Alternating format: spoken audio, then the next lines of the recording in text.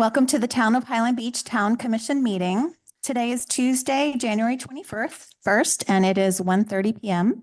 And I'd like to call the meeting to order. Can we have the roll call, please? Commissioner Goldberg, Present. Commissioner Peters, Present. Commissioner David, Present. Vice Mayor Stern, Present. Mayor Moore, Present. Town Manager Labadie, Present. and Town Attorney Rubin. Present. Thank you. And if we could all rise for the pledge.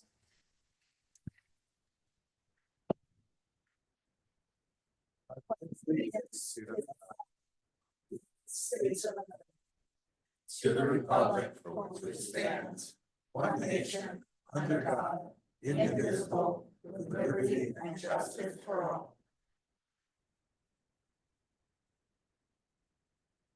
Okay, thank you. So the next item on the agenda is the approval of the agenda, and I would like to recommend a change to the order, which is to move item 11D, the regulation of floating vessel platform and floating boat lifts, to be the next item on the agenda. Any other suggested changes or discussion about changing the order? No. If not, could we have a motion? I move we approve the agenda as amended. Seconded. All in favor, say aye. Aye. Aye. Okay, so the next item on the agenda is 11D. Regulation of floating vessel platform and floating boat lifts, legal opinion by Attorney Rubin. All right, then. Everyone be nice.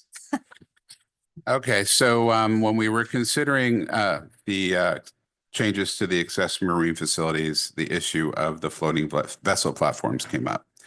And there was language in there that addressed it that was taken out because the commission decided it wanted to address those separately. So the commission asked for legal opinion. Can we even regulate these floating vessel platforms? So you have the memo in your agenda packet. The short answer, and I don't know how detailed you want me to go through it. The short answer is it does seem the town has some authority to regulate these floating vessel platforms. The way it works, the statute at issue essentially exempts them from ERP permitting, exempts them from state permitting. So, and then the language, it's a very difficult statute to follow. It's changed a couple of times over the years, most recently in 2023. I've read it probably 100 times now, and I'm not sure I still read it the same every time, but the way it's so, and I'll kind of, it may be easier if I just kind of walk through the memo a little bit. I won't go into all of it. So the first part under legal analysis talks about what the statute says. Basically, the purpose of these floating vessel platforms and why they're more favored is because they float. So you're not interfering with everything underneath. There's none of those concerns that you have with traditional construction of docks and, you know, the sea life and the seagrasses and all that kind of stuff. So the statute kind of gives you the criteria. So this is what they all have to meet. And it kind of talks about, and the part that I think we're going to get into a little more detailed, it talks about where they could be located. So first of all, it says they have to float and they have to support a vessel. Makes sense. Subsection B is the where it gets a little more confusing, saying, well, it does have a size limitation, which is fine. But then it talks about where it could be. And it says, you know, it can be associated with a dock that's exempt or associated with a permitted dock that doesn't have a defined boat slip, or it could be attached to a bulkhead where there's no docking structure whatsoever. And it kind of, I'm going to get into that a little later. It treats those a little separately, at least the new version does. I don't know if the old version did, but the new version does. The next criteria for exemption is they can't be used for commercial purpose, makes sense. And it also does say that they can't create a navigational hazard or unreasonably infringe upon the riparian rights of adjacent property owners. Now, that's interesting because basically the property owner is self-certifying and the property owner is telling you it doesn't create a navigational hazard and it doesn't infringe upon the riparian rights. But then, you know, who's ultimately going to verify that? But that's sort of an issue for another day.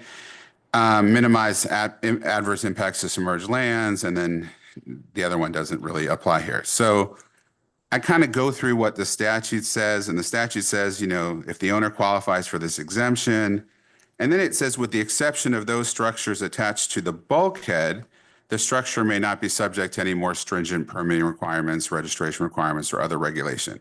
So it sort of takes out the ones that are just attached to a bulkhead where there's no docking structure and basically says that the local government can regulate them. Now, in the town, I don't know how many of those we might have that are just attached to a bulkhead. I think the majority of them are probably utilized in connection with a permitted dock, with or without a boat slip. But anyway, so it talks about, you can regulate the ones that are attached to the bulkhead. And then for the others, it says it says a local government will require a one-time registration of all other floating vessel platforms. So those are the ones that are not directly attached to the bulkhead. And then it's basically says, we can ensure compliance through that self-registration, which is what we've been doing. And whatever codes, ordinances, building or zoning regulations we have cannot be applied more stringently than or inconsistent with the exemption criteria in this section and address subjects other than subjects addressed by the exemption criteria. Okay, so basically for the ones where there's a docking structure, they can't be more stringent than the exemption criteria, and they can't address subjects not addressed by the exemption criteria, or they must address other subjects. So there's not really any legal authority on this. There's a Attorney General opinion back in 2005. It's really a different version of the statute, uses similar language. The statute's been changed since then. But the reason I included that in that opinion is because the Attorney General does walk through like preemption. So we all know that, well, we all don't know, but basically under Florida law, under the Constitution and Chapter 166 Florida statutes, municipalities can exercise, governmental proprietary corporate functions, except to the extent expressly prohibited by law. So the state can always preempt us. It's been happening a lot more lately in various fields. They've been exercising that right to preempt. But in this specific Attorney General opinion, it says, well, if you're going to preempt, then it has to be, expressly, distinctly stated. Like it has to be clear that this is what you're trying to do. And back in, I think it was 2005, the Attorney General said, well, it's not clear, so the courts are going to have to figure it out, or the legislature is going to have to amend it. So it really doesn't help all that much. Just it kind of tells you what you need to preempt. Okay, so we'll go back to that. So we've been talking about side setbacks. So as far as the ones that are attached directly to the bulkhead, I don't think there's anything that prevents us from enacting such a regulation. Now, when we're talking about the ones associated with docks, where there's a permitted docking structure, we get into this, is this preemption distinctly stated? Now, I know the Garretts and the De Beers have an ongoing issue with their floating vessel platform. And when I spoke to the attorney for Mr. De Beer, Ms. Savage, who's up in Tallahassee, she was of the opinion, well, it regulates location, so you're exempt. You're preempted because it talks about location, but it doesn't really specifically talks about location. It says you can tie it to a bulkhead, or you could have it where you have a permitted dock. So the legal question is that sufficient enough to preempt any type of regulation where they could be located? It's sort of a judgment call. It hasn't really been litigated. We did reach out to FDEP, to an attorney who works for FDEP, and it's in the memo. She said, well, she wasn't aware of anything that would expressly prohibit us from doing it, but did warn that we would get significant pushback if we attempted to enact such regulations, and that if we were going to adopt such regulations, they should be similar to what we have for docks, or they shouldn't be any more restrictive than what we currently have for docks. So that's sort of where it comes down. I mean, based on the language, is that with the ones that are attached directly to the bulkhead, I do think the town has a lot more leeway.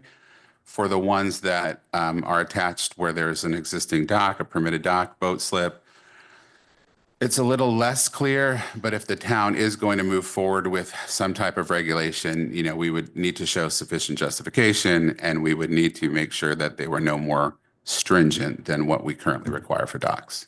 So that's the summary. I mean, I know people have questions, and you all might have a lot of questions, and I'll try to answer them as best I can. One question that comes to mind is, are there other municipalities, neighboring municipalities that have regulated this, and how is it going? Are they getting challenged? So I did, and I included that in your backup and in the opinion as well. So North Palm Beach, this was when, well, there was talking about floating structures, but back in 2018, they did regulate floating vessel platforms. And at the time I looked into it, the statute was a little different than it is in 2025 now. But they did enact, and they said they're required to meet the same setbacks as docks. So whatever. And they also, as far as extending into the waterway, they were subject to those same regulations.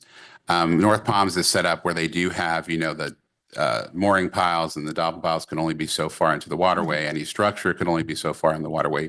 Generally, you have to leave the middle 50%, and it's, 25% on either side. We've never been challenged on it. It doesn't mean, take that for what it's worth.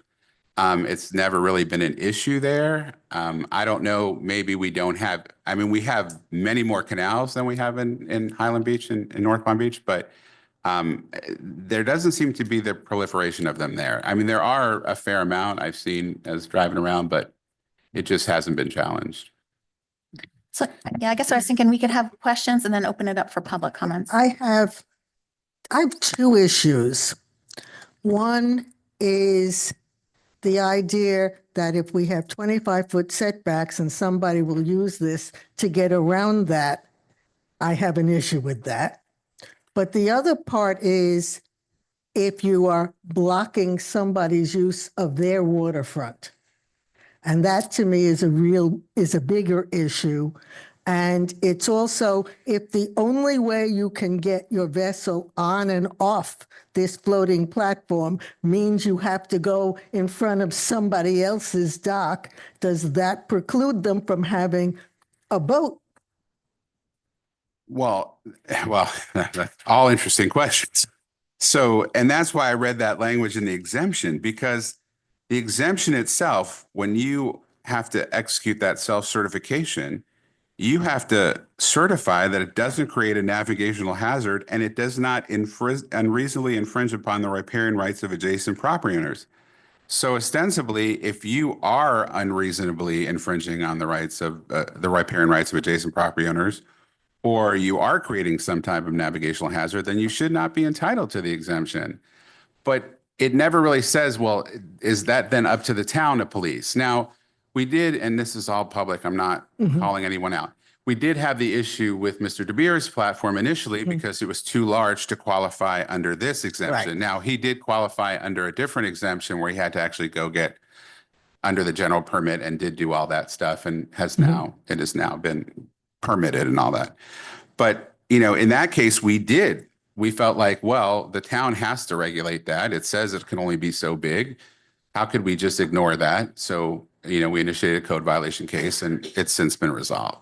But again, excellent question. They really shouldn't be infringing upon the riparian rights of the neighboring property owners, and they should not be placed in any manner where they're going to create a navigational hazard and make it difficult to navigate whatever the body of water is. The canal. And the way I read this and all of your examples was that you needed to have a vessel that you were putting on that floating vessel platform. That's what it's It couldn't for. just be there if you didn't have a vessel supposed to go on it. You may get one at some point. Right. So the it said that sole if purpose, it's not being used on the water, it must be on that platform. and because you can only have one to support a vessel because it says the float at all times in the water for the sole purpose of supporting a vessel. So you can't use it for, whatever other purpose to store things, or it has to support a vessel. That's the purpose of it. And as I said, yes, from an environmental standpoint, and I believe that's why the exemption exists, from a purely environmental standpoint, it's much less intrusive because it floats and you're not worried about what's underneath, although I guess it still could block the seagrass then, but I don't want to get into that. But no, and I Another can of agree worms. with that. And I think that's fine. I am just worried about interfering. We have so many other things where you're not allowed to interfere with your neighbor's property. You can't create your property in such a way that you're going to have water flowing onto it. And all these other things. And I don't want somebody to be able to interfere with their neighbor's enjoyment of being on the water, which is what people are buying for. Understood. A couple things about that, like our code, and I know North Palm's backwards and forwards since I've been there so long. Our code in Highland Beach really does, it was one of the few that takes into account those other factors because we have that provision that about reasonable visual access and then that we can call in a marine expert if it creates some sort of navigational hazard. We are a little more restrictive to that point. In North Palm, it's sort of if you meet the code, we'll issue the permit. Now, we have had situations, and in town of Hypoluxo as well, I actually had a lawsuit between two because I said, look, the town, this is our regulation. He meets the regulation. Does it infringe upon, as a neighbor, does it infringe upon your riparian rights? It very well could. But the town is not allocating the riparian rights. The town is just regulating the dock structures. So it was a whole lawsuit and it went to court and the court actually allocated the riparian rights. So there's a line, between these two property owners and it's a corner because the corners are Well, always the that's problem. where it's going to be the You problem. guys know this by now and you all took the tour. The canal ends and the corners are difficult. They're just very difficult and people have limited waterfront and they still want to be able to enjoy the waterfront, but it's very tough when you have these small lots in the corners or on angles or at the ends of canals. And especially when you take into account visual rights. If you've got something there and they can't even see the water anymore because you're completely blocking it, that's a problem. And That's not one of the criteria in the statute, but yes, that is something that we generally look at. The town of Highland Beach generally looks at. so I don't know that you've answered any of my questions. I don't know if I have either, but But I have issues with it because of that. I'll go next. What does the state say about, do they have restrictions on floating on these, floating the- vessel platforms? yeah, so the state has that, and that's really the statute we're looking at. That's the state exemption from their own permitting, the DEP permitting requirements, saying if you meet this criteria, then you can have one. But then it's the question that we're wrestling with is what does that leave for regulatory authority for the municipalities? So the state's saying, yeah, if you meet all these 5, 6 criteria, you're good to go. But it's again, what can the town do to address these other issues?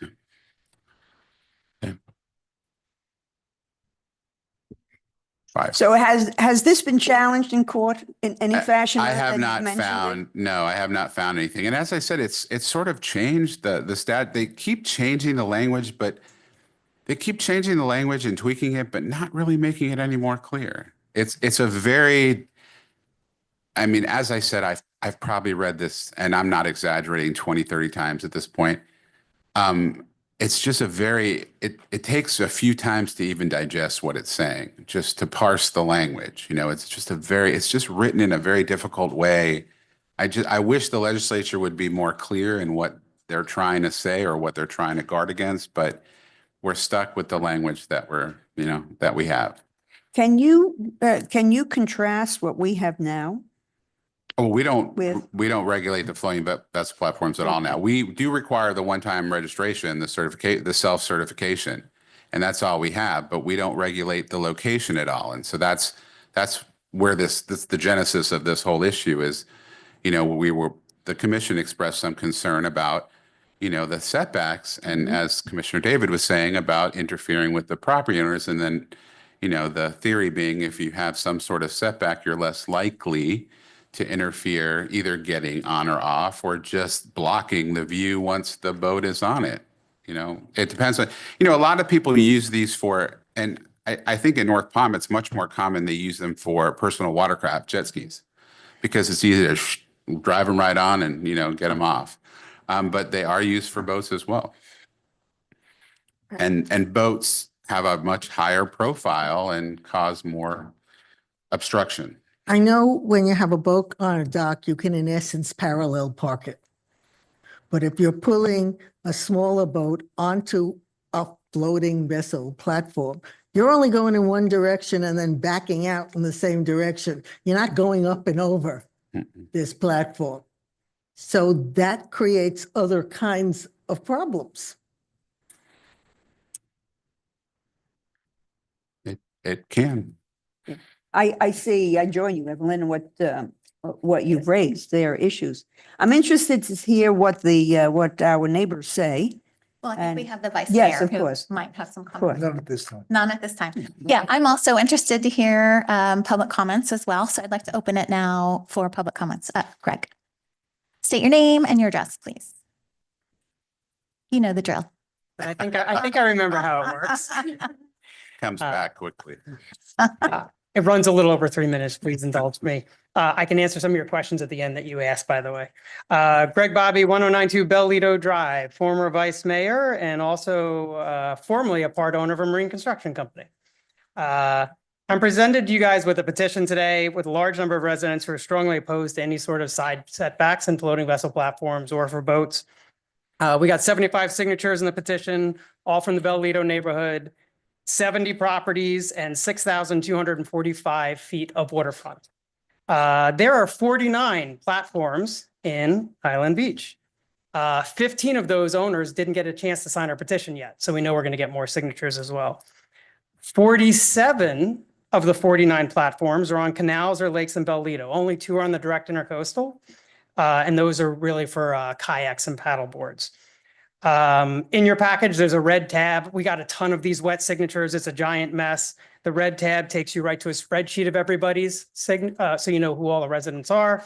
And the last page is a map, so you can actually see all the green check marks for every house that signed the petition.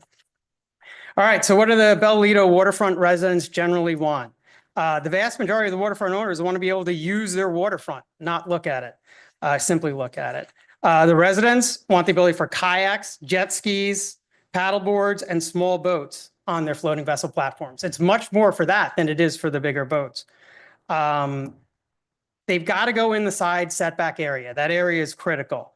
The 49 platforms we have, almost all of them are on properties where there is a boat or more than one boat. Well, we know how Highland Beach works. We have 25-foot setbacks. We have a dock in the center. We have boat lifts in the center. If you don't put the platform towards the edge of the property, you have no place to put the platform. You can't put it right next to the dock. You're going to bump into it as you're coming and going on your boat. So the floating vessel platforms have to go to the edge. Imagine a generic 100-foot property. And we have a lot of smaller properties. 100 feet, you have a 50-foot dock, maybe a 40, 50-foot boat. You have to put them in the setbacks, the side setbacks for Highland Beach. It's the only safe place to put it. State of Florida embraces these platforms. You already got some of the reasons why. It's actually the only way to get kayaks, paddle boards, and jet skis safely in and out of the water. So seawall height at low tide is about 6 feet. Have you tried getting a kayak up and down a seawall, 6 feet? And we're raising the heights. There's no other way to actually do this. Even if you don't have a boat and you just do it from a dock, there's no other way to get on and off these kind of things to use in the water unless you have some sort of small platform. They're also kinder to the neighbors. Evelyn, you had mentioned about the view. If you have a boat behind your property or it's on a floating vessel platform, it's 1 foot higher. That's all it is. It raises it up 1 foot. That's nothing compared to putting it on a lift where you're putting it 6, 7, or 8 feet in the air. You're blocking it a lot. I'm almost done. Please indulge me a little bit. Delray and Boca have hundreds of these platforms. They're on every canal. They don't have any issues. Highland Beach has 25-foot setbacks. All the other surrounding towns have 10-foot setbacks. So we're already very restrictive. Petition, you got a chance to hear from the residents. Happy to email you, happy to make calls, happy to reach out to the state as well. The key point is the waterfront residents are going to go as far as necessary to defend their waterfront. We want to be able to use it. We want to be able to use it because we enjoy it. But more importantly, we think this is now becoming a safety issue if you take them away. Thank you. Thank you. Mr. DeBeers.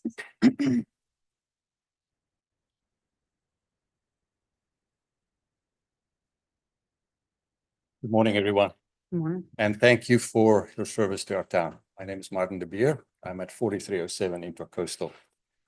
Home Valleys in Highland Beach have 3 drivers: access to the beach, living on the water, and boating. Boaters really care about these and they drive demand and prices for all properties. Interestingly, waterfront average home values per square feet is higher in Boca and Delray compared to Highland Beach. Of these three factors driving prices, Highland Beach has much stricter marine setbacks. Could it be that our property values are already being impacted? There is natural tension between marine property rights and the likes and dislikes of neighbors. Docking your boat in front of a home, having a dock or a lift, and water access, including navigational access, are all important property rights. Local and state governments need to protect homeowners from obstruction of these rights by anyone. State statutory provisions regarding floating vessel platforms have been in law since 2003 and further updated in 23. There are tens of thousands of platforms in Florida waters without any setbacks. Delray and Boca and our neighboring towns have no setbacks. And there has never been any reported issues. Floating vessel platforms are used where a boat or a jet ski otherwise could be docked, regardless, but it's under the boat and it lifts the boat by 12 to 18 inches, compared to 8 feet in a fixed lift, which happened 2 homes from me just very recently. State law states that local governments cannot impose stricter regulations than what the state requires for floating vessel platforms. No setbacks are required by the state. Please see the legal opinion from my expert marine law firm in your packet. Floating vessel platforms have several advantages compared to fixed lifts, which was what I was first thinking of doing. First of all, the platform in the boat is low in the water, flows up and down with the tide, and is much less visible than a massive platform with a boat on top of it. Secondly, they're safer to get on and off when you are on your dock. Thirdly, the boat is more secure during storms and protects the vessels from storm surge. Most boats sink because they get lifted off, the lift float off, and then sink when the surge goes down. They are much more environmentally friendly, which was one of my biggest drivers, because you keep bottom paint out of the water. They're also very flexible. They're modular. They can be reconfigured. You can make them bigger, make them smaller. And when you leave, and you can move them at any time. If anything happens at your neighbor's dock and you need to move it, you can do that.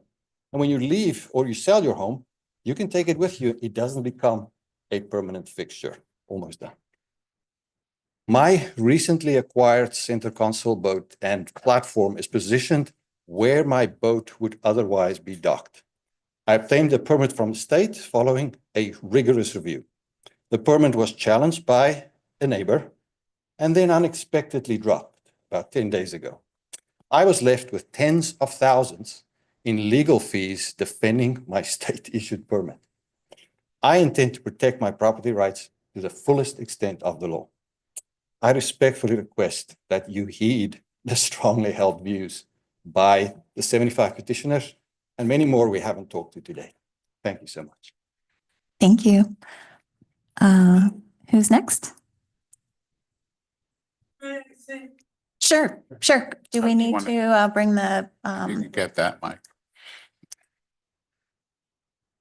To get the mic for it.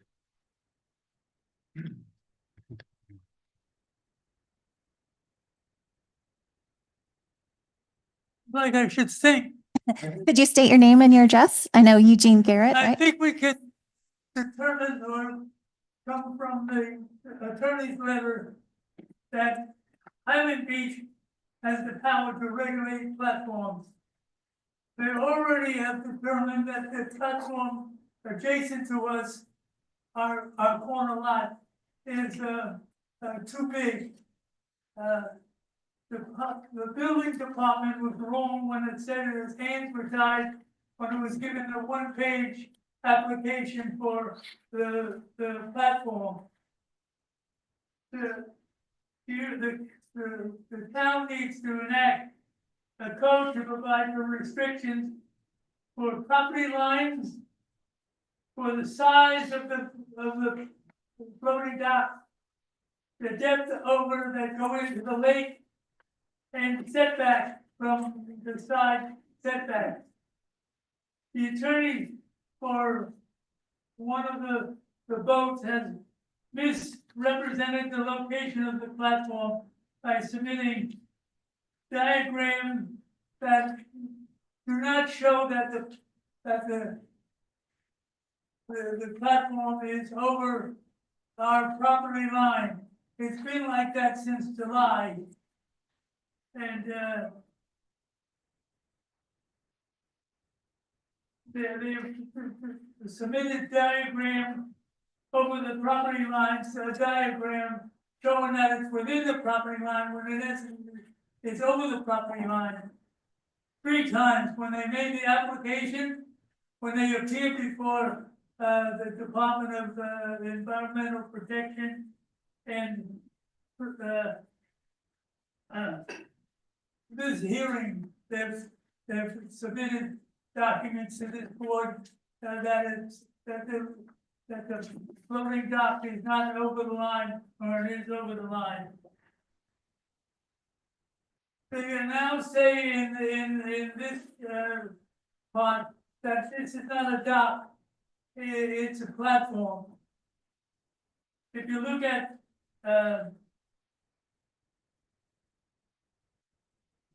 excuse me, Webster's Dictionary.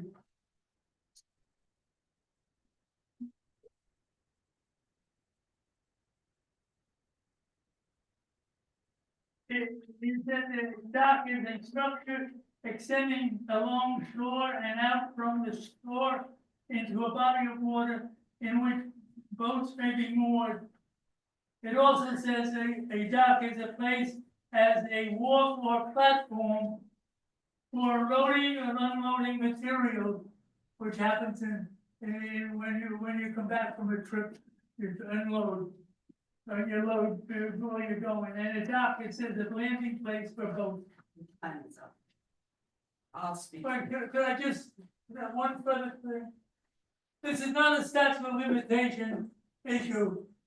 And it's not a grandfathering issue, because grandfathering is an equitable theory in the law, and you have to have clean hands before you seek equity. And then what the owner next to me has done is deceived Highland Beach. It's made improper documentation, and Maureen, you want to go next? and they never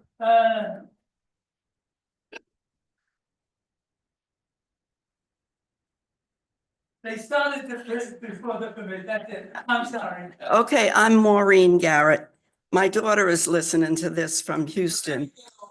And she wrote, object. Badgie does not speak for all residents of Highland Beach or Bellito. His petition is skewed as he doesn't include any residents opposed to the platform. Thank you. Thank you. Is there any, so we'll have you come back up.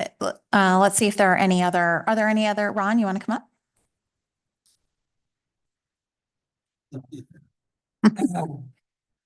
Ron Rami from Dalton and Boca Highland. So we happen to have a pretty good sized marina at Boca Highland, and we have floating lifts, docks at one end of our marina that we use for jet skis, et cetera. No problems. I'm in favor personally of lifts of any kind, permanent or floating. I can't say that all the residents at Boca Highland agree with me in terms of whether they like them or not, because they just don't like lifts. However, we have them in our North Marina as well, the floating ones where vessels go on there. I mean, it's just, as they say, it raises it a foot. I mean, it's a boat that is actually, it makes it less dangerous and so forth. And I just don't see any reason for setbacks. I mean, I just think this is ludicrous. This has been going on forever. And you have lifts and floating lifts and they're utilized. And as Evelyn says, they shouldn't block things if it's on toward where you're gonna do something to your neighbor as far as their ability to get their vessel out or something like that. But I've never seen that. I mean, that's really prohibited kind of anyway, according to the legal part of it. So I just don't, I don't see any reason why you shouldn't have them. And it's ridiculous to have setbacks and so forth. You have to be able to get down, as pointed out. I mean, if you're climbing down to get onto your kayak or something, you need to have the floating lift right there. So anyway, thank you. Go ahead. Please state your name and your address. Actually live on Bel Air Drive, 1023, and I also agree with him. I need the floating docks for access for my kids and grandkids to be able to get on the smaller vessels and stuff, and it would just be too much of a hindrance. One of the reasons we moved here, we love it, friendly to have the kids and grandkids and playing with all the toys and stuff, as long as, like he said, it doesn't hinder a neighbor's access or entryway into the canal. Why would we do that? Why would we hinder the fun of having all the toys there for the kids and grandkids? And we need those floating docks and that lift. Thank you. So just to clarify, we're not talking about not allowing these types of things. We're talking about whether or not they should be regulated by Highland Beach. So just based on the comments, I'm wondering if there's like a little bit of I guess misunderstanding. we were scared as residents. I was scared as residents that you're going to have the right to tell me what size lift I can have for my boat. And And the I have setback, 100 feet of dock. right, and the So if I setback. wanted to have a Mhm. lift for my boat and I wanted to have a couple of floating docks for my jet skis for the kids and everything, for easy access and everything, that you were going to possibly say, no, you can't have, we have to one or the other, or you're not allowed to do that, or whatever, when it's our property and our Yeah. access, that's why we're there on the water. Yeah, the grander question is whether or not Highland Beach would regulate them or not. Right now, Right, there's we- nothing specific yeah. as to, We cannot prohibit them. Right. Because the state Right. sort of says they're allowed. Right. And the state sets the size. So, Right. if it's under a certain size, you qualify under that first language. If it's a little larger, then you have to go through this DEP approval process. But it's just whether, it's whether we could regulate where they're located with respect to the docks and the side property lines. right. Is it just to get permit fees? No, No. it's not even a permit fee. Permit It's fees. just, and the more people have been thinking, the more I've been thinking about this. So there's like two ways to look at it. We could impose some sort of side setback to sort of help this issue about visual access and the riparian rights and all that kind of stuff. But as I said, in the exemption criteria, it says those things, like it can cause the navigational hazard and it can impair in the navigational rights. So we could technically enforce that anyway, because we could say, well, you certify that it does, that it doesn't do those things. And if it does, then we can take enforcement action that way. So it's just another option for My the understanding. commission to consider. Then we're under the misunderstanding then. Yeah. Yeah, I we think can't, we're there not is a taking them away. communication issue. It's just whether there's something that we can do to sort of, I make guess sure the first everybody step, has people are afraid equal of the access. First step, you're doing that. And the second step is you're going to regulate, well, no, I don't like that size for your boat. Now, or the for your- size is That's- something that's set by statute, up State to a certain does that. size. Right. So yeah, I do think there's a little bit of a misunderstanding Okay. of what's going on. I think with the Garrett's, one of the issues is how do we measure and from where do we measure the property line? And if you're on a corner, does it come straight across or does it come this way? And I think that's one of the issues No, because I agree. one is claiming it's on his property and the other gentleman is claiming it's in his, and maybe we need to figure that out. So the way I've always seen it and the way we've done it or other municipalities do it. It's the side property line extended. So if your side property line is coming at an angle, you stay at that angle. You don't all of a sudden then, go to a right angle to the shore. It's that angle. And that's what creates these very odd configurations. But I've always looked at it as, and I'm not, I know there's a dispute whether it goes over the property line or not, but in that particular situation, it is at an angle. So I would always take it straight across, the angle, the line would continue straight into the water, or we would, So is there it's some way usually we side can, property line we can extended. figure out where that is? I mean, I think we could definitely say it has to be within the side property line extended because that's Right. where your riparian rights are. And I don't know if that would alleviate some of the issues or not. I mean, it's something to consider. Would that have an impact if we did include that language on the Garrett property? The Garrett issue? I don't think so. Like, I'm not sure if it would or it wouldn't. Based on what was provided by the attorney for Mr. De Beer, it looks like it's within the side property line extended. I know the Garretts dispute that. But the way that angle comes and the drawing, and I believe it's in your packet even. Yeah. It was distributed. It looks like it's within the side property line extended. Now, I don't know how he accesses it, sort of back to Commissioner David's question, from which side? I assume it's from the other side because you're not going to come into the corner to. Yeah, the so I way that assume it's he comes in the pictured. other way. Yeah, it's from the other side. Yes.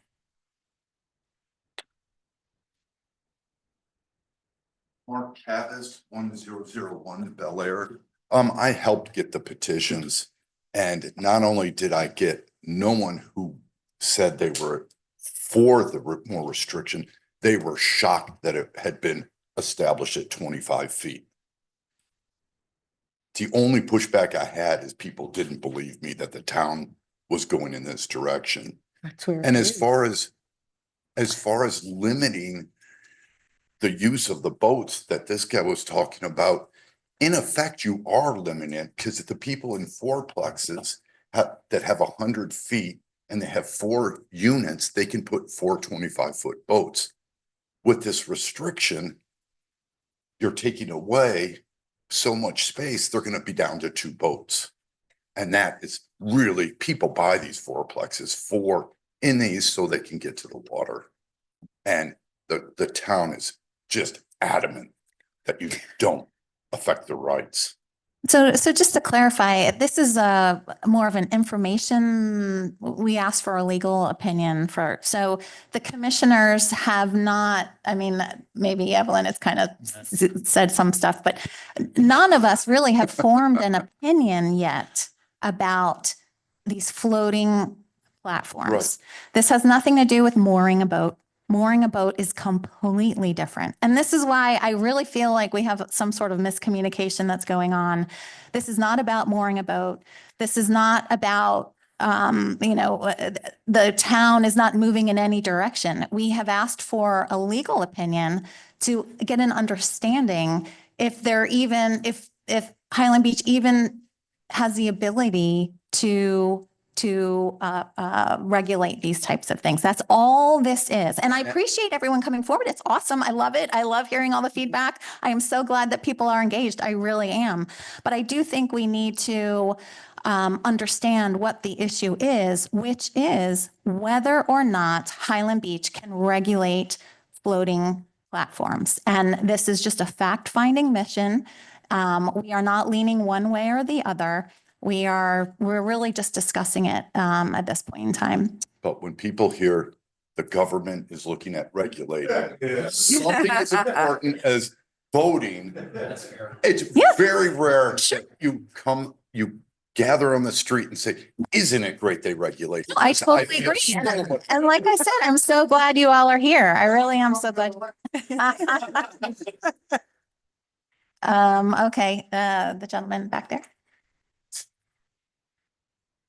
Good afternoon. My name is Louis Adam. I've been living in Highland Beach for 23 years. And 23 years ago, it seems I started the floating dock cases or the floating dock, how you want to call it. I bought a condominium that didn't have a lot of space for docking boats, and asked my neighbors if I could put a boat lift. And they said, no, no boat lift. We don't want to impede on the view. And so I found that existed a technology where you could put a boat on a platform, but a floating platform. So I asked them, well, what about a floating platform? And they said, well, as long as it's tied to the dock, it's not a problem.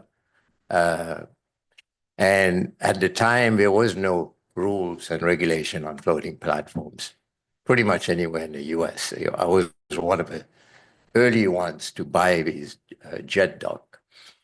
And I had a 21-foot boat on it, and I also had a jet ski on it, one facing each other, I guess.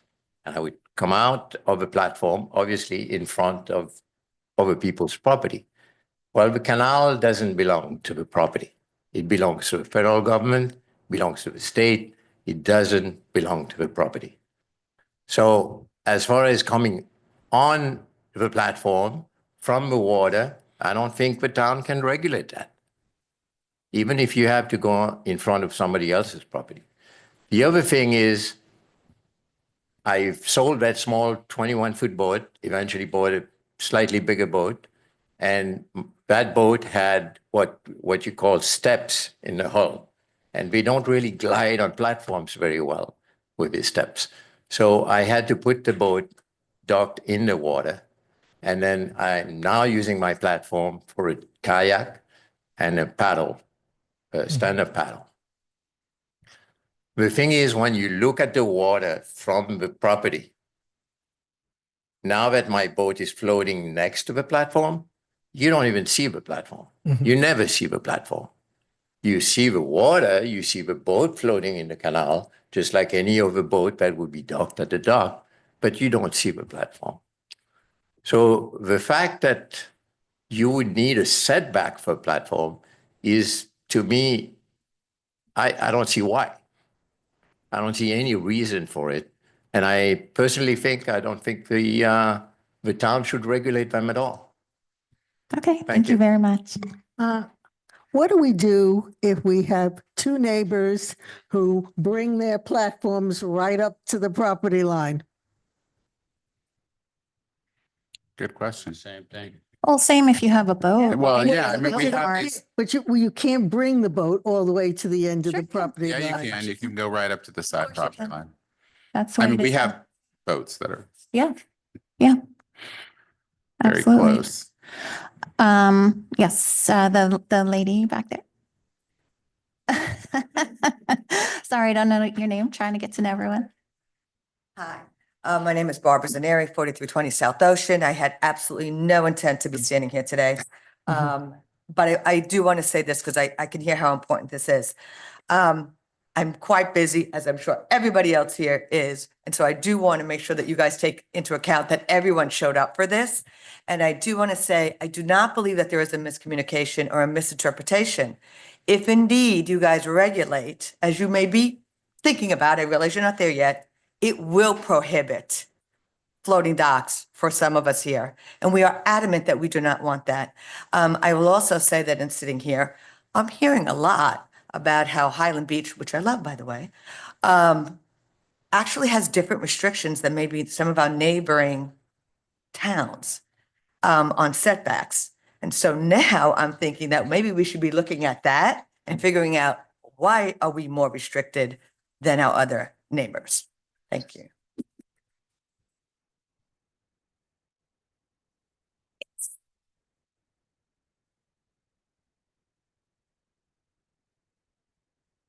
Good afternoon. Thank you for your service. My name is Robert Spar. I live at 4225 Tranquility Drive, and I've lived there for 34 years. I might be the senior guy here. I have had a boat at my dock for all 34 years, and I just want to express my opinion that I would oppose any regulations having to do with floating docks. I live in Bellito for one reason: boating. It's very important to me, and I think it's very important to all of us who own docks. Do any of you own houses with docks? Yes. Good. someone has some sympathy maybe. But anyway, I oppose regulations. I agree with things that everyone has stated strongly and support that. I thought one comment was very interesting that 34 years I've been here. I've always wondered why Boca and Delray houses are valued higher than Bellito. I think I know one reason now. The setbacks are too restrictive. So I, like the lady before me, I'd be very much in favor of reducing that restriction, especially if it would affect the values of our house. Thank you for listening, and I hope the regulations go nowhere, whether they're legal or not. Thank you. Thank you. Dr. Greenwald.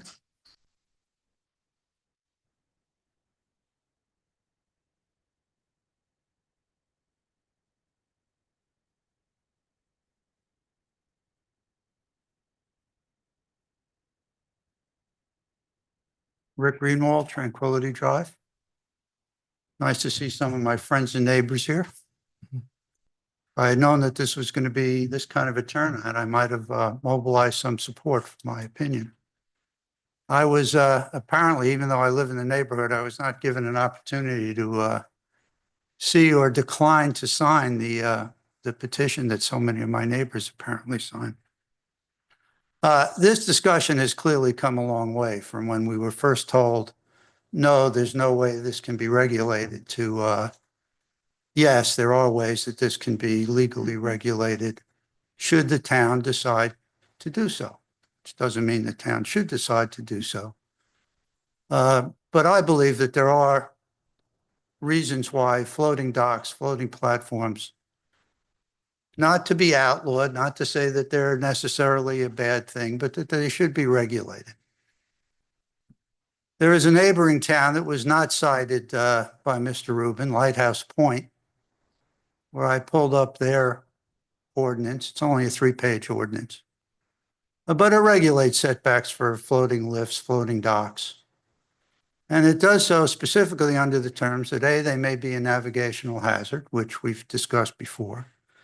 And then they also use the term that they may be, depending on what's on them, and they may not be talking about very low profile items such as a kayak or a paddleboard or a jet ski, but they are talking about much bigger boats, and they even talk about canopies and towers and things like that, which they use the colorful phrase, produce a visual blight. I'd never heard the phrase visual blight. I don't know that that's a legal term. We'd always said, gee, these things don't necessarily look so good. But anyway, they use the term visual blight. Lighthouse Point, for those who aren't familiar, majority of the homes there are on the water, they're on canals, big boating town. They have what appears to me to be not outlawing any of these structures, but reasonable restrictions. And I think that that's something that, as the town moves forward with this, we might want to look at, and whether it's to liberalize things, as clearly some people want to do, and then to have some what I regard as reasonable restrictions, as other people want to do.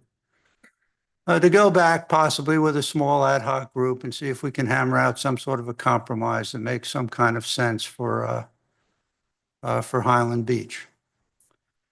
I also found, as part of my research, and Mr. Rubin would have to tell us how it fits in with everything, was one of the Florida statutes in chapter 62-341.428, which also, in talking about floating docks and lifts, actually requires a 10-foot setback. Now, I don't know where that is. I couldn't find dates in terms of what's the most current or least current or whatever, because while you read it 30 or 40 times, I probably read it 5 times. It couldn't make sense out of all this stuff. So That's an administrative code citation, so it's not the statutes, it's sort of Okay. the codes that implement the statutes, but. okay, well, anyway, it had Ted Feed in there a couple of times. I don't know where that came from. I don't know what its significance is, but it was from the Florida Environmental Protection something or other. I get the agencies mixed up too.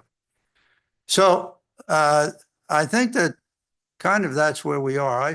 I feel fairly strongly, again, not that any of these structures should be outlawed, but there should be some regulations. as Commissioner David pointed out, sooner or later, we are going to get into conflict with people who have lifts that are at a property line, because the only way to approach it is from the neighbor's property. That's not the same thing as having a boat that's docked where you can go like this, in and out.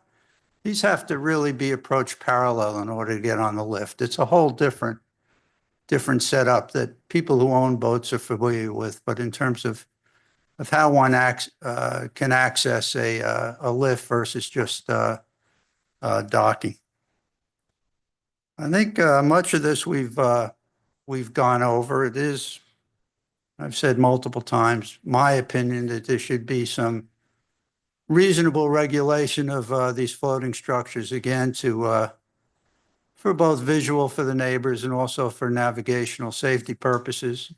I do not think these should be overly restrictive. I too used to be a boat owner at least, and appreciate that people move to the water because they want to derive its benefits. And I also don't believe the town should be depriving people of that. But just like the town is able to enforce setbacks on structures on the land, I think that the town needs to be able to regulate in a reasonable fashion what's going on the water. And I think reasonable people can argue about what's a reasonable standard.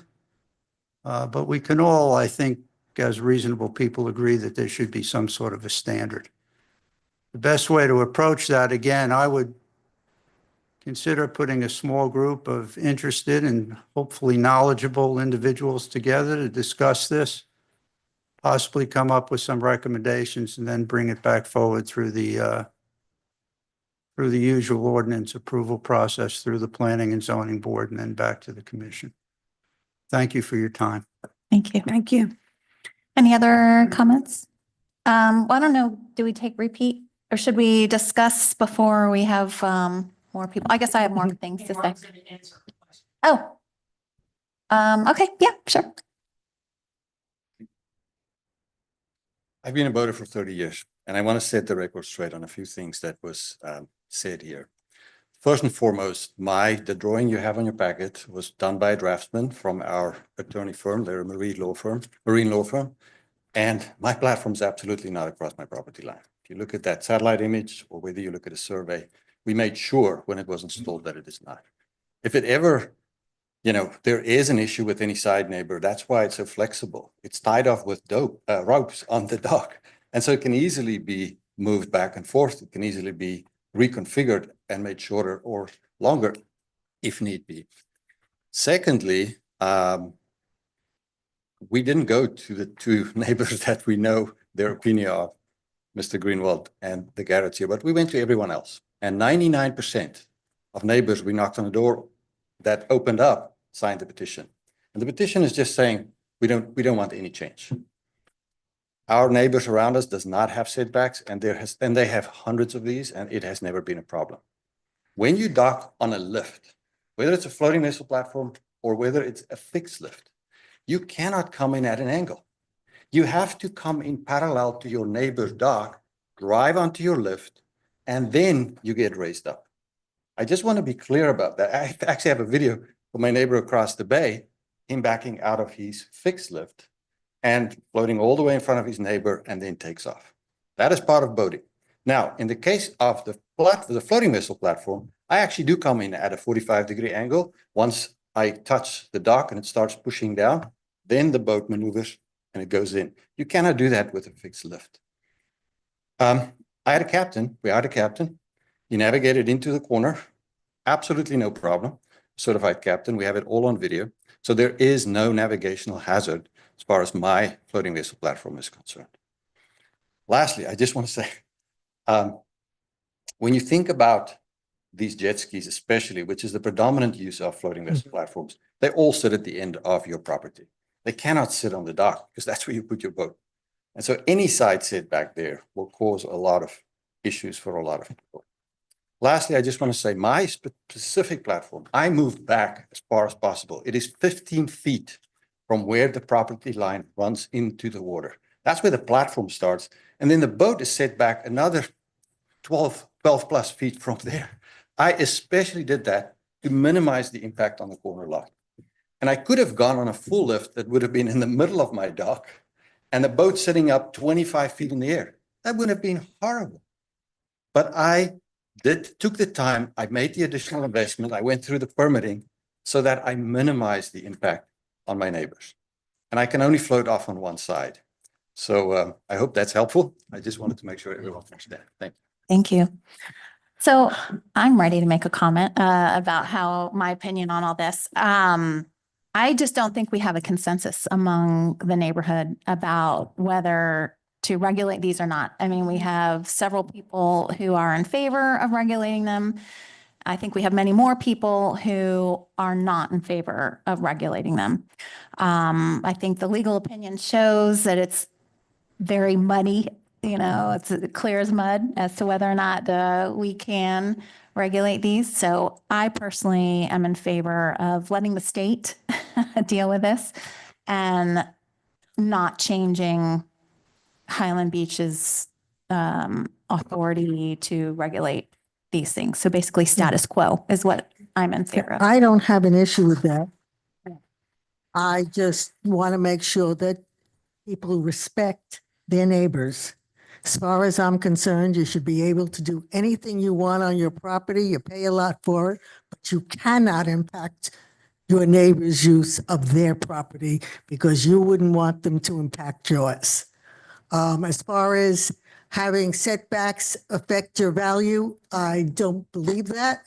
I think that there are some towns where the properties are just always historically more reasonably priced than somebody else. I know in Montclair in New Jersey, that was true.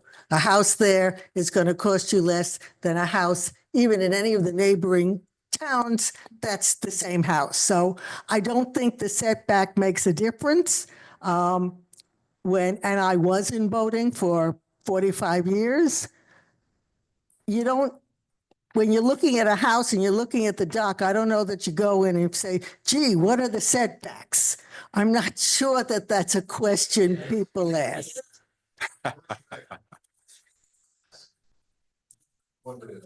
Yeah. Look at them. Setback with our. So, yeah, we can't take comments from the group right now. So let's just let the commissioners I would. say their thing. So Judy, you want to go next? Yes, I would concur with the mayor's position. I think that the state statute as it stands appreciates the impact and gives perhaps somewhat ambiguous or workable language to what the obligations are, such as adhering to, not creating a navigational hazard, not to infringe on adjacent property owners or such verbiage, if that's right, our legal counsel.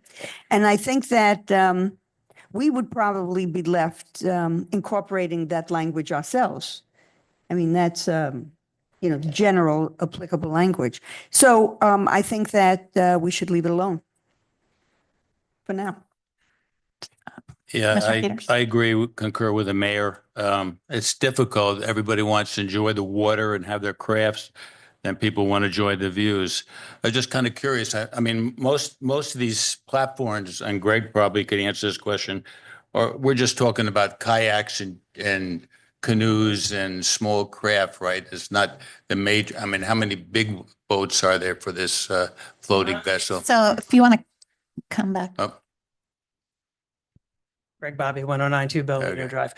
In Highland Beach, there are 2 platforms for larger boats, and the rest of them, 47, are for smaller, either tiny boats like 18 to 16-foot boats, or for kayaks or for jet skis. Yeah, I know up in my lake house, I have my small vehicles on the side on a setback, so I could understand that.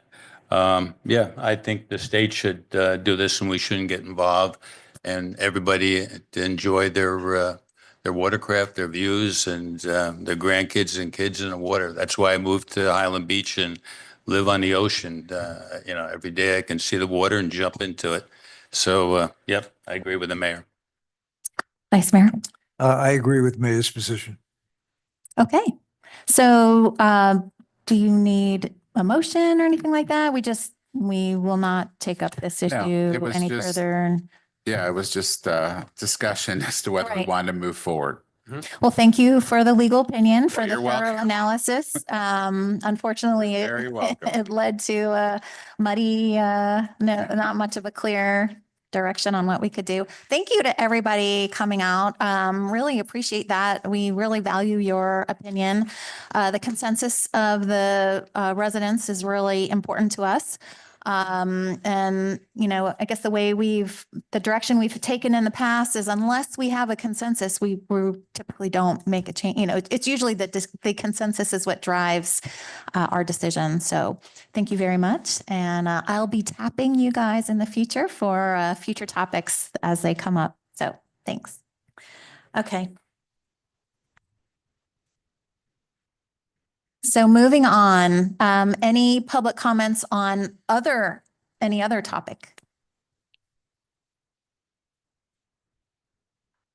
Okay. Oh, okay. Something completely unrelated, correct?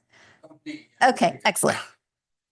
I'm on South Ocean Boulevard, and there's a lot of plastic that they put on for work. Could you explain what exactly they're doing to the road? What is getting bigger? Because from the part that they've worked on, I don't see anything different than what we had before. Yeah, so they're still in the process of repaving. So they're going to mill out and replace bad areas first. They'll put down a base coat and then move to the next section. Unfortunately, they made the decision to put up the silt fence super early and then stop taking care of it. So that's why we're chasing. I know Pat and Sergio are chasing FDOT, telling them to constantly repair it. And they're just not responsive. But again, the road will be totally repaved, slightly wider, not extremely wider, a couple feet. So the road will be smooth and transitioned into driveways and entryways in good time. They say May is their deadline. We'll wait to see if that'll be accomplished. And so just in summary, what they're doing is they're fixing the drainage along the side because as you know, there's some areas that really puddle a lot, which is really annoying. They're fixing the slope of the road because there's one section that's too flat, the other section it's too much slope. So they're fixing that. And they're also widening it a little bit, especially at the north end at Linton, so that we have many more cars that can be lined up for the left-hand turn. So they're widening it up there and widening it generally to make a wider area for bicycles to pass.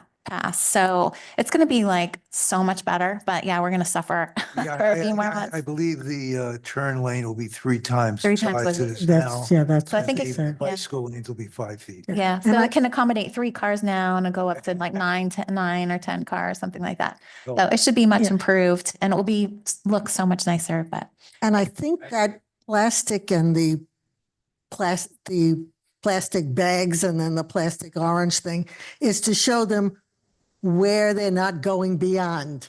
So anything beyond there, I believe, is staying. They're not touching it.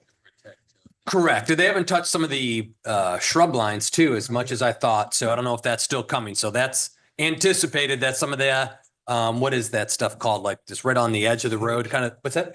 Like a hedge. Hedge. Some of that's coming out, but stuff, that silt fence does kind of define the scope or boundary of the work zone. It will not go past that. To Maxim Veller Drive, just a couple questions. One is, what are the bulldozers doing on the one park on the way towards Spanish River? And what's going on with the Milani Park? What are the timelines and what are the bulldozers doing there? So those bulldozers are related to the other settlement agreement we have with the Milani family for a development.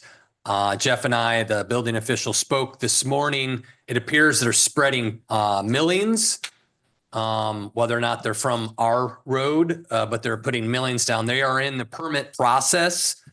They're in the final stages of plan review on the west side for a 7-unit townhome condo development that's prescribed under a settlement agreement from 1995.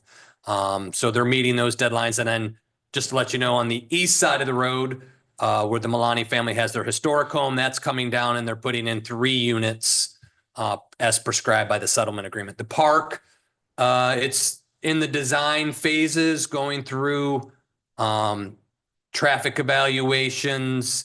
They're doing the cultural and artifact reviews of the property, doing some borings to see what kind of loading they could handle on the soils.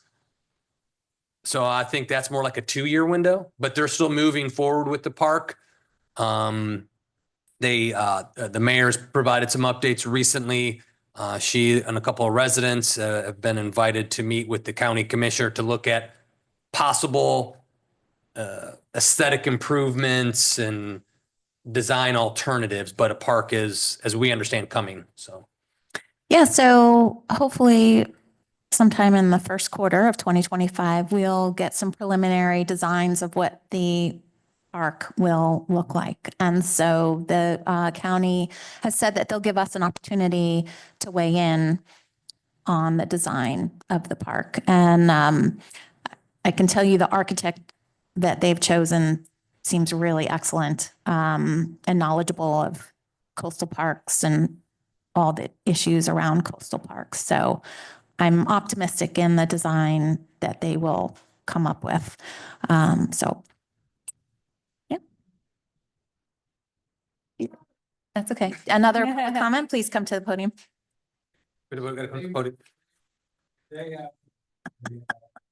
The townhouses, did they reduce it to 7 instead of 9? it was originally 9. In order to meet the height and setback obligations, they couldn't do everything they wanted. So they did scale the project back to accommodate the final design. So there's going to be 7 instead of 9. Okay, thanks.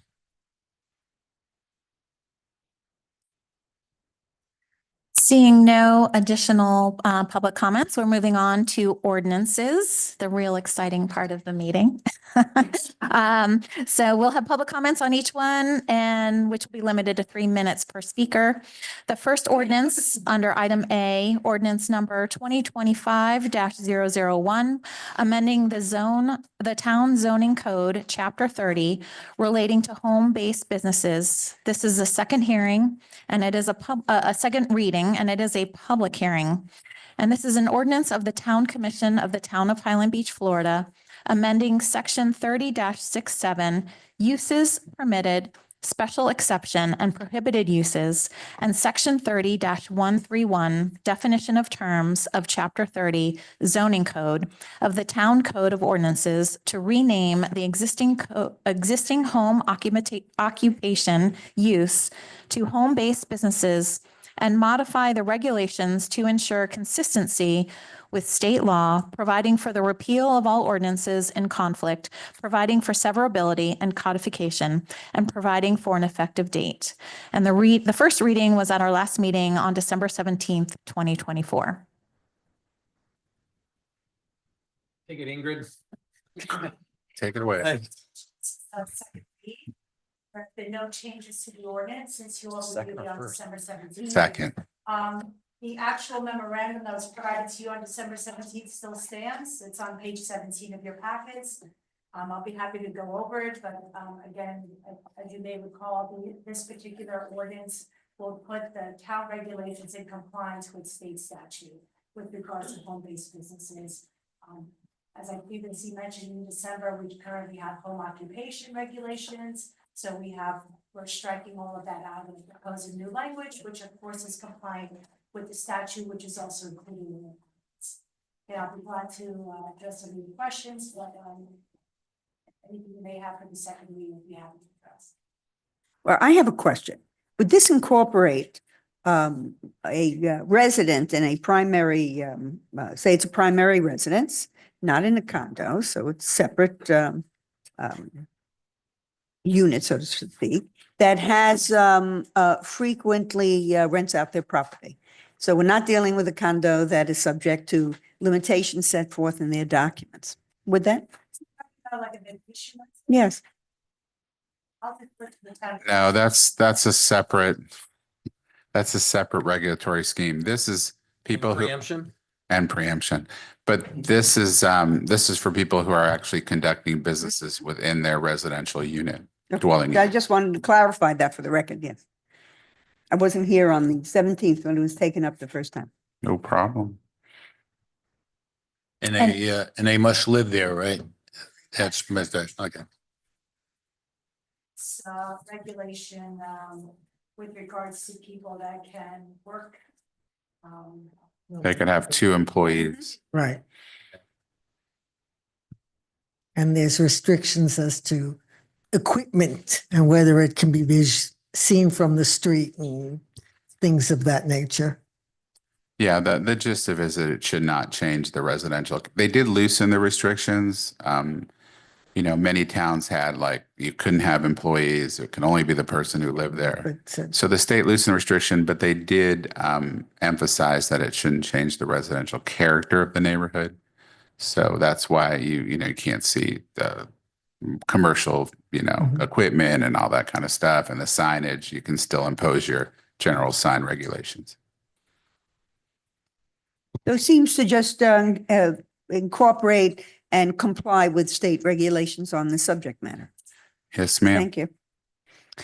And since this is a public hearing, I wanted to open up for public comments. Any public comments related to this item? Seeing none, the public hearing is now closed. Any additional comments from the commissioners? If none, can we have a motion? I move that we approve ordinance number 2025-001. Seconded. Commissioner David, Yes. Commissioner Goldberg, Yes. Commissioner Peters, Yes. Vice Mayor Stern, Yes. and Mayor Moore. Yes. Motion carries. Okay, moving on to item B, ordinance number 2025-002, amendment to the accessory marine facilities, AMF, and seawall regulations. This is the second reading and it is a public hearing. An ordinance of the Town Commission of the Town of Highland Beach, Florida, amending Chapter 6, Buildings and Structures of the Town Code of Ordinances by amending Section 6-128, approval required for bulkheads, seawalls, retaining walls, required notification of abutting property owners to provide a maximum seawall cap and docket width, amending Chapter 30 zoning by amending Section 30-68 supplemental district regulations to provide a maximum height for boat lifts, a maximum extension for accessory marine facilities into canals and lakes, a maximum seawall cap and dock width, and ladder regulations, and amending Section 30-131 definition of terms to provide definitions that pertain to accessory marine facilities, providing for the repeal of all ordinances in conflict, providing for severability and codification, and providing for an effective date. The first reading was at our last meeting, December 17th, 2024. So we have been at this one for years. Yes. And we did finally land at the last meeting on all the items that we have been in consensus with. And I believe that the current version reflects consensus. So I have a question with respect to the ladder. So I see that we incorporated that. So That yes, was- so there's a statement now that will say ladders are permitted. That was vetted thoroughly by the planning board. And so it was unanimous out of the planning board, including the gentleman that had that story about the ladder. I don't know if you remember, Roger Bound had that story about, he was glad there was a ladder. He had a kid that he was able to pull out. Oh, And so yeah. he was, also, he is part of the planning board. And everyone on the planning board was unanimous in the language that we have now. So we are adopting the recommendation out of the planning board. I think it's excellent. At Seagate, we are going to be doing this. So 2 issues. Is it mandatory under the new ordinance? I'm just looking for the text. No. It's not It's not mandatory. mandatory. reasons for that, lots of good reasons for that. And I also have property on the water and I have 2 ladders on so it doesn't preclude someone from Right. putting, and we never did preclude anyone. So any waterfront owner can put a ladder, clearly. Well, I think So- that's excellent. Okay, good. That's excellent. Any other discussion? Agreed. So this is a public hearing, so I wanted to open it up for comments from the public. Seeing no comments, I'm closing the public hearing. And so if we could have a motion. I move we approve ordinance number 2025-002. Second? Commissioner David, Yes. Vice Mayor Stern, Yes. Commissioner Goldberg, Yes. Commissioner Peters, Yes. and Mayor Moore. Yes. Motion carries. Excellent. Okay, moving on to the consent agenda. There are 2 items in the consent agenda. Anybody wish to discuss them? Or if we're ready, we could just have a motion. I move we approve the consent agenda. Second. All in favor, say aye. Aye. Motion carries unanimously. Item 10, unfinished business, Florida Department of Transportation, R project update. We kind of covered it, described it. Again, it's moving southward. So it's a little bit messy. So just be careful out there, drivers. I've been put on notice that somebody hurt themselves crossing it. So if you're using one of our pedestrian crosswalks, just be careful if the surface is uneven. That's on FDOT, but just be careful when crossing. It's not going to be a smooth and solid footing at all times. So please be cognizant of that. But the project, again, still targeting May. Again, I think that might be a little bit ambitious, but hopefully they'll get most of the heavy lift done, and then it's just cleanup work afterwards. So the silt fences, they are in disrepair in a lot of sections. Is there anything that can be done about that? I will, it's the bane of Pat's existence. He's not here because he's probably yelling at him about it, but we'll continue keeping Pat on them to do it. They should, normally you do it per section, so it doesn't go up early, but I think they had some lag time and they wanted to put their crews to work, so they just put them up and then they fell in disrepair. So we're going to work on them to see if we can't get them to start taking care of it or taking them down if you don't need it. It's a silt fence for basically for sedimentation, right?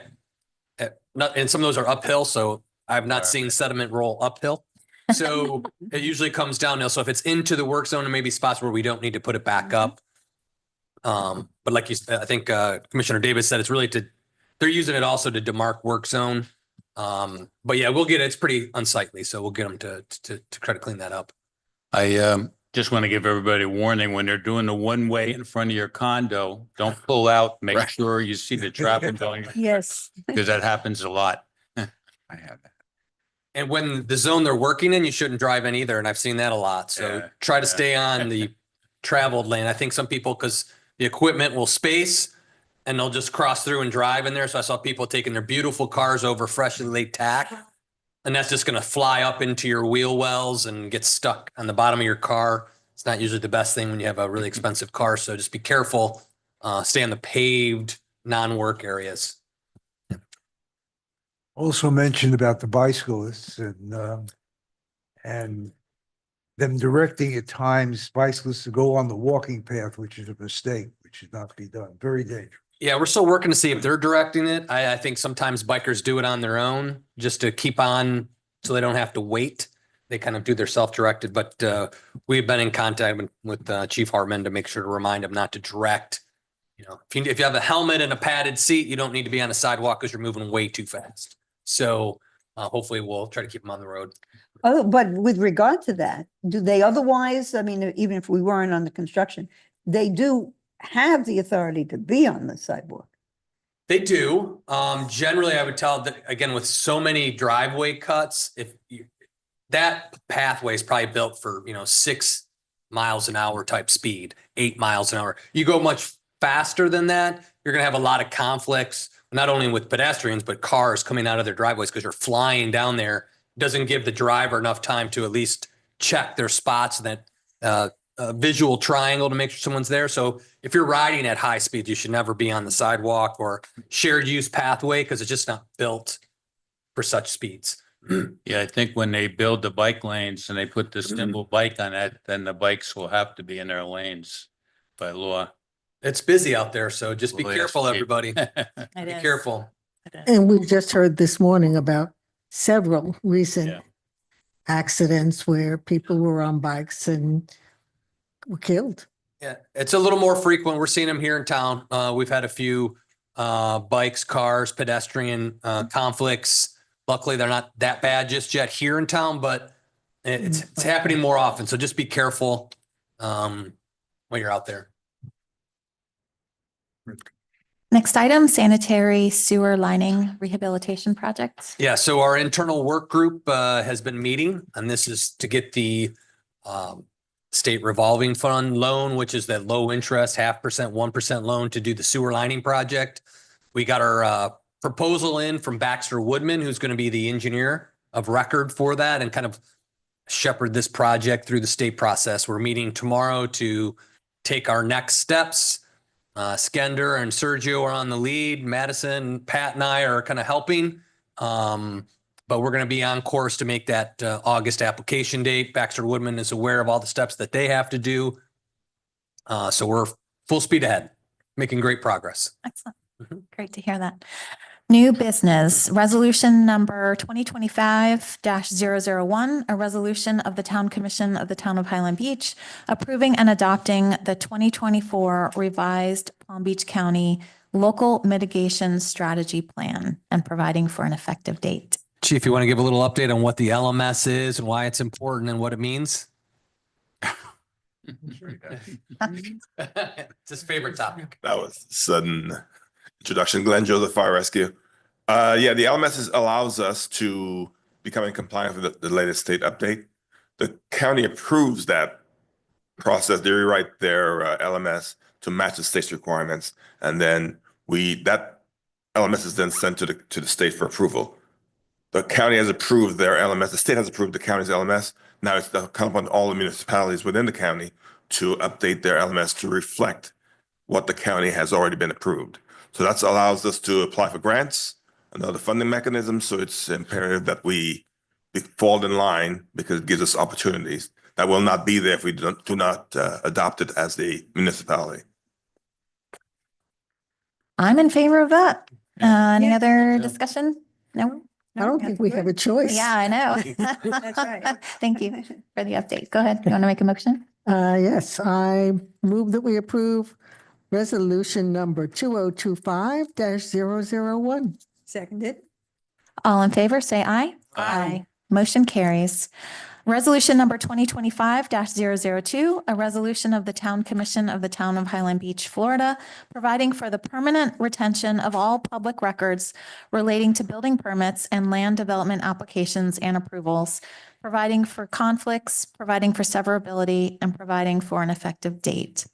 And is this something where the building official will come in and tell us? No, give us so good I'll reason- take it from here. Okay. I worked on it with Linelda. You had brought it to our Yes. attention as well. I am in favor. I would say before Linelda and I were here handling records or kind of providing that guidance, some decisions were made in the town to destruct records that probably shouldn't have been destructed. So things were given back to condos and things of that nature, which would be, now that we have fire rescue, very valuable to have as-built for when we do response plans.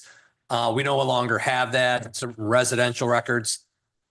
Now, and I think a lot of those decisions were driven by boxes of files everywhere, not having space.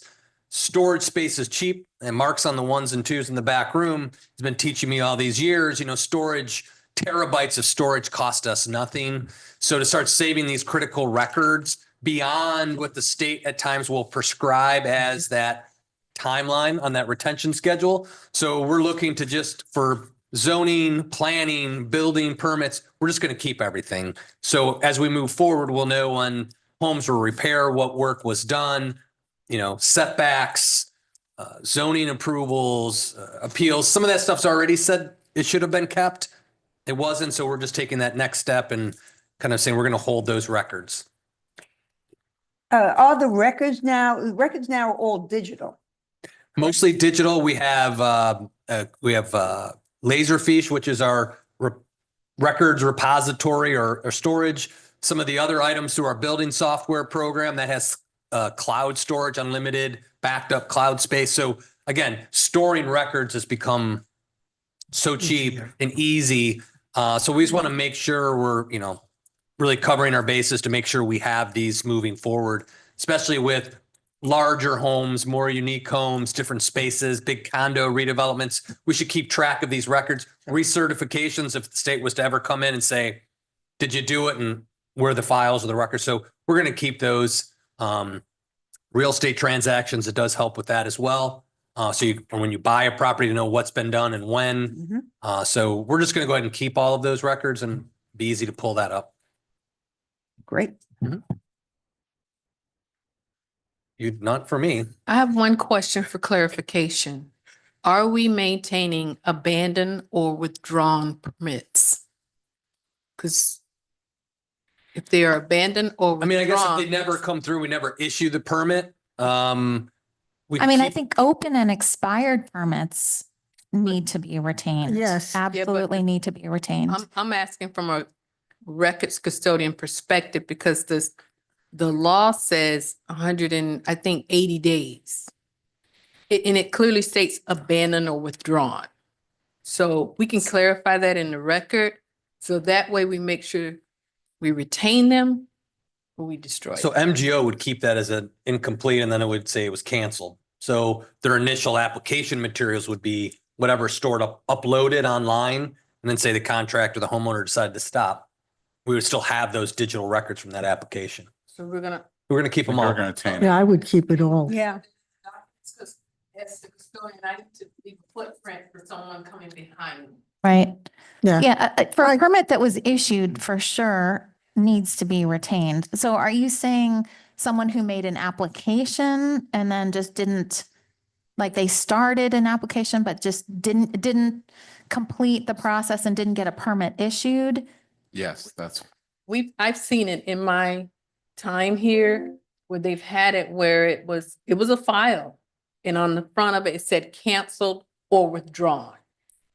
It was paper and it was destroyed. My thought is if a permit is issued, it has to be retained. But if a permit was not issued, which means Jeff didn't accept it, the building official didn't accept it and it, just never went forward, then I don't think we need to. No, is there a reason not to? Would it? I mean, I don't see why we shouldn't keep everything. If it never comes up, it never comes up. fine. But if storage is so cheap, why not? And it's easy. It's already part of that record we keep for the property, MGO, and that So cloud spaces. I would think just keep it. Yeah. Just keep it. That's fine. yeah, I'll modify it to include abandoned or withdrawn permits. Because we do specifically state that even denial of development orders we're going to keep, so that's fine. Okay, can I make a motion? I move that we approve resolution number 2025-002. Second? All in favor, say aye. Aye. Motion carries. Resolution number 2025-003, a resolution of the Town Commission of the Town of Highland Beach, Florida, designing the Palm Beach County Canvassing Board as the town's canvassing board for the March 2025 general municipal election, providing for conflicts and providing for an effective date. I am in favor of this one. Yeah, well, and that's what we had a referendum about, that we have the right authority. to do this, but you have to do it every Iris. time. Yes, ma'am. So therefore, yes, I think we do this. Any more discussion on it? Second. Wait. Okay, so you want to make a motion? Go ahead. I move we approve resolution number 2025-003. Second it. All in favor, say aye. Aye. Town Commissioner comments. Commissioner Goldberg, you're up. Well, first of all, I'd like to congratulate and compliment our Marine unit in monitoring the intercoastal. I was enjoying my morning coffee, watching the boats go by, and there we had our Marine boat go over and pull someone over who was zipping by, and it was pleasure to see. Pleasure to see. And secondly, I too really appreciate the response that we had in the audience today.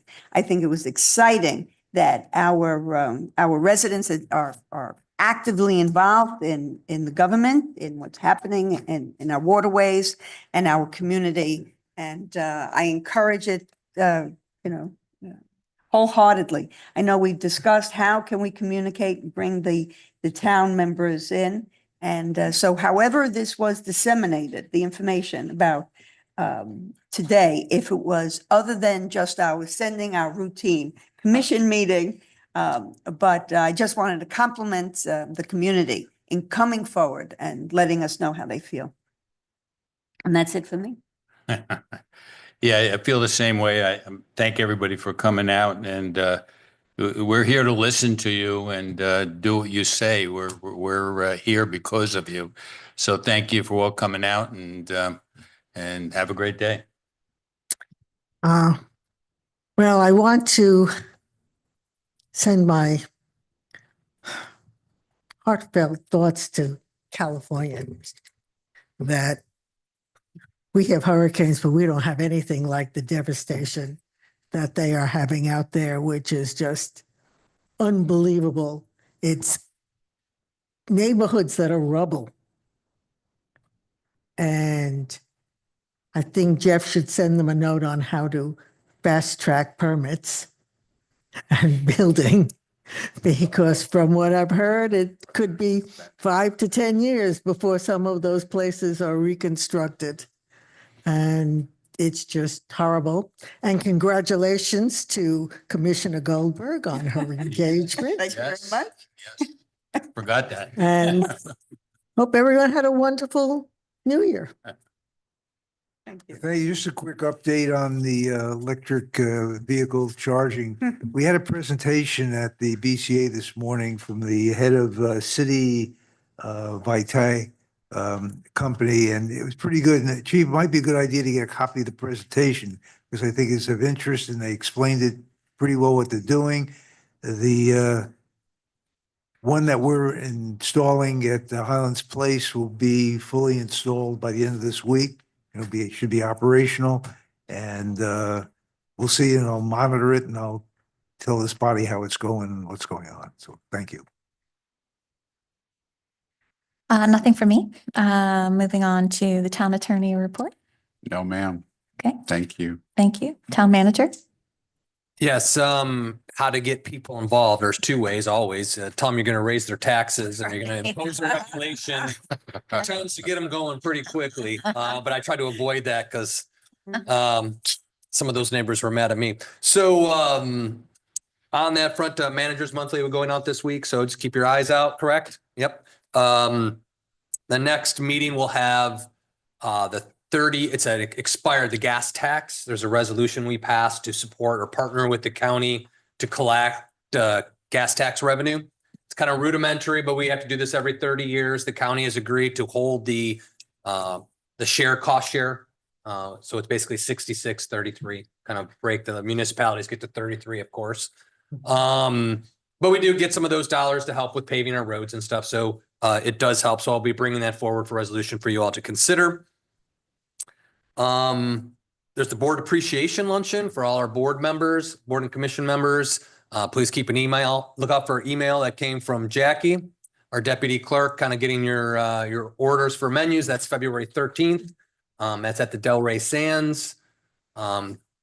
The mayor's gonna make a 2-hour speech. So We want people to go. We don't. so please keep an email. Hope to see everybody. We haven't done this in 5 years. That's wild, since 2019. So good. So everybody's excited. Everybody will be there. It'll be great to get everybody together. Oh, and Commissioners, don't forget the turtle invite to go to the turtle party for the Highland Beach. So Yes. if you're interested Yes. to please let Joanne know by the 27th. Madison and I are going to be working on a small unveiling event. I had put that in one of my reports to you for the bronze plaque commemorating the firehouse in Doug Hillman's honor. I'm working with Michael, his son, to see when, hopefully they'll give us a date, say March, April. Logistically, it was difficult to pull off because they're here right now to pull it off as quickly. So Michael's going to get back to me, he and Michelle's schedule, and then we'll have a little event at the fire station. It'll be more intimate, I think smaller, won't be like, that'll be more family, friends, commission type stuff. So please keep an eye out for that. Once we get some of those dates, we'll start telling you what that is in the evening for a couple hours. That's it. I'm good. Thank you. Can you just for a moment hit on the signage? Are we waiting for the construction? I was thinking of the north side, north. Yeah, we're gonna wait for them to get done. Now, so folks, Ron took off. I know he had some concerns, some of our folks on the south end of town about the sign.